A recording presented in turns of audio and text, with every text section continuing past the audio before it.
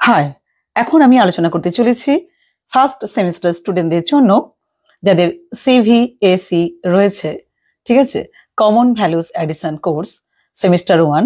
তো তাদের জন্য অর্থাৎ constitution values and fundamental duties of India, ভারতের সাংবিধানিক মূল্যবোধ এবং মৌলিক কর্তব্য, এইখান থেকে কিছু আমি তোমাদের 2 মার্কসের কিছু বা তার সাথে কিছু 1 মার্কসেরও কিছু প্রশ্নের উত্তর নিয়ে আলোচনা করছি। তো চলো শুরু করি। প্রথম প্রশ্ন দেখো, সাংবিধানিকতাবাদ কাকে বলে? কি বললাম? সাংবিধানিকতাবাদ কাকে বলে?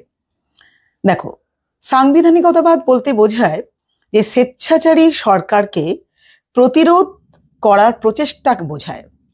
স্বেচ্ছাচারী সরকারকে প্রতিরোধ করার প্রচেষ্টা বোঝায়। সাংবিধানিকতাবাদের ধারণা হলো এমন একটি প্রক্রিয়া যা একটি গণতান্ত্রিক সরকারকে বৈধতা প্রদান করে। পরের প্রশ্ন, সংবিধান এবং সাংবিধানিকতাবাদের মধ্যে পার্থক্য কি? সংবিধান সরকার কর্তৃক সৃষ্ট একটি লিখিত বিবৃতি বা দলিল, আর সাংবিধানিকতা হলো সেই ধারণা বা দর্শন যা সংবিধানে বর্ণিত নিয়ম ও প্রতিবিধানের মাধ্যমে শাসন করে। নেক্সট প্রশ্ন দেখো, ক্ষমতা স্বতন্ত্রীকরণ কাকে বলে? ক্ষমতা স্বতন্ত্রীকরণ হলো রাষ্ট্রের ক্ষমতাগুলি সরকারের 3টি প্রধান অঙ্গের মধ্যে বিভক্ত, যেগুলি হলো আইন বিভাগ, শাসন বিভাগ এবং বিচার বিভাগ। সরকারের এই 3টি অঙ্গ তার নিজের সীমানার মধ্যেই থেকে কাজ করে। এটাকেই বলা হচ্ছে ক্ষমতা স্বতন্ত্রীকরণ। নেক্সট, গণপরিষদের প্রধান কাজ কি? ভারতের গণপরিষদের প্রধান কাজ ছিল যে স্বাধীনতা প্রাপ্তির পর ভারত যাতে স্বাধীনভাবে নিজের প্রশাসন নিজেই পরিচালনা করতে পারে, তার জন্য প্রয়োজনীয় বিধিবিধান সম্মিলিত একটি স্বাধীন সংবিধান রচনা করা এবং তার মাধ্যমে ভারতকে প্রশাসনিক সুস্থতা দান করা। নেক্সট, ভারতের সংবিধানে বর্ণিত মৌলিক অধিকারগুলি কি কি আর কি না? একটা হচ্ছে সাম্যের অধিকার, স্বাধীনতার অধিকার, শোষণের বিরুদ্ধে অধিকার, ধর্মীয় স্বাধীনতার অধিকার, সংস্কৃতি ও শিক্ষার অধিকার, আর হচ্ছে কি না সাংবিধানিক প্রতিবিধানের অধিকার। নেক্সট, গণপরিষদের দ্বৈত ভূমিকা কি? না, গণপরিষদ একদিকে আইনসভা হিসেবে এবং সংবিধান রচনার কাজ হিসেবে ভূমিকা পালন করে।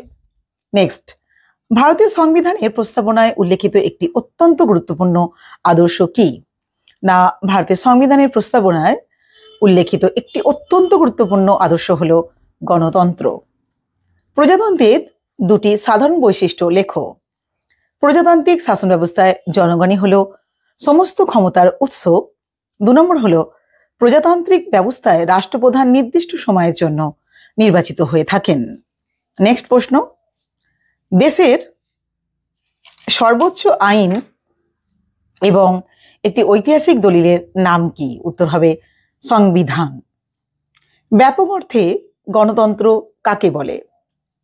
ব্যাপক অর্থে গণতন্ত্র বলতে এমন একটি সমাজ ব্যবস্থাকে বোঝায় যেখানে রাজনৈতিক, অর্থনৈতিক প্রভৃতি সব ক্ষেত্রেই সাম্য প্রতিষ্ঠিত থাকে।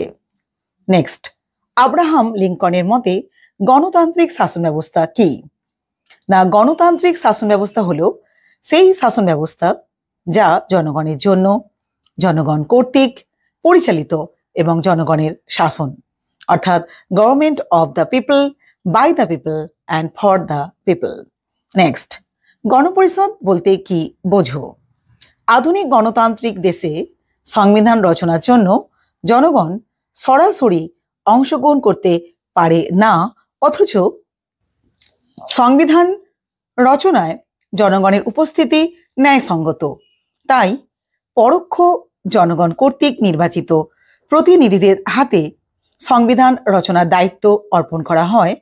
সেই দায়িত্বপ্রাপ্ত প্রতিনিধি বর্গের সংস্থাটিকে সংবিধান পরিষদ বা গণপরিষদ বলে। নেক্সট, ভারতীয় গণপরিষদের খসড়া কমিটির সভাপতি কে ছিলেন? একটি খসড়া সংবিধান রচনার উদ্দেশ্য নিয়ে 1947 খ্রিস্টাব্দের 29 আগস্ট যে খসড়া কমিটি গঠিত হয়েছিল তার সভাপতি ছিলেন ডক্টর B.R. আম্বেদকর। নেক্সট, 1949 খ্রিস্টাব্দে 26শে নভেম্বর কেন গুরুত্বপূর্ণ? 1949 খ্রিস্টাব্দে 26শে নভেম্বর তাই একটি স্বাধীন ভারতের ইতিহাসে বিশেষ তাৎপর্যপূর্ণ বা গুরুত্বপূর্ণ, কারণ এই দিনটিতে ওই দিনটিতে গণপরিষদে ভারতের সংবিধান গৃহীত হয়। নেক্সট, কে কেন গণপরিষদকে আইনজীবীদের স্বর্গ বলেছেন? ভারতের সংবিধান রচনার জন্য গণপরিষদে যেসব সদস্য নেতৃত্ব দিয়েছিলেন তাদের মধ্যে আইনজীবীদের প্রাধান্য ছিল সব থেকে বেশি। এই কারণে আইভর জেনিংস গণপরিষদকে আইনজীবীদের স্বর্গ বলেছেন। নেক্সট, গণপরিষদের প্রথম অস্থায়ী সভাপতি কে ছিলেন? উত্তর হবে সচ্চিদানন্দ সিংহ। নেক্সট, ভারতীয় সংবিধানের জনক বলা হয় কাকে? না, ডক্টর B.R. আম্বেদকরকে। গণপরিষদের সহসভাপতি ছিলেন কি হবে? হরেন্দ্র কুমার মুখোপাধ্যায়। নেক্সট, স্বাধীন ভারতের সংবিধান কার্যকর হয় 1950 খ্রিস্টাব্দে 26শে জানুয়ারি। একটি খসড়া সংবিধান রচনার জন্য রচনা গঠিত হয়েছিল, কোথায় গঠিত হয়েছিল? না, গণপরিষদে গঠিত হয়েছিল। ঠিক আছে, তো প্রত্যেকটা প্রশ্ন খুবই গুরুত্বপূর্ণ। তো এখানে তোমরা 2 মার্কসের প্রশ্নে বেশি পাবে, তো 1 মার্কসের কিছু প্রশ্ন রয়েছে। তো ভালো করে তোমরা ভালো করে পড়ে নেবে আশা করি। তো অনেক প্রশ্নই তাহলে তোমাদের তৈরি হয়ে যাবে। ঠিক আছে, তো যদি ভিডিওটা ভালো লাগে তো তোমরা প্লিজ প্লিজ প্লিজ লাইক করো, শেয়ার করো, সাবস্ক্রাইব করো। ঠিক আছে, সবাই ভীষণ ভীষণ ভালো থেকো। আজকের মতন বাই, টাটা।